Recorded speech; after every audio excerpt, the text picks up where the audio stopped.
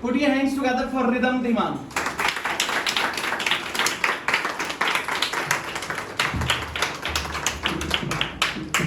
Of course, a very good evening to sir and all present here. I am here to discuss my views on the topic, the problem faced by students in their life. I think the problem is lack of confidence. I am sharing it because I face it as well.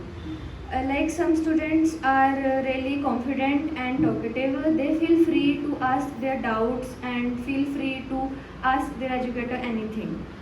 That's a good thing, but on the other hand, some students are not really confident, not feel confident to putting their point of view in front of their teachers. And I think a good teacher must pay attention on these type of students, like our respectful teacher, Mr. Umesh Arora. He is really trying hard for this. Thank you, sir, and all. Thank you. That's great. Put your hands together.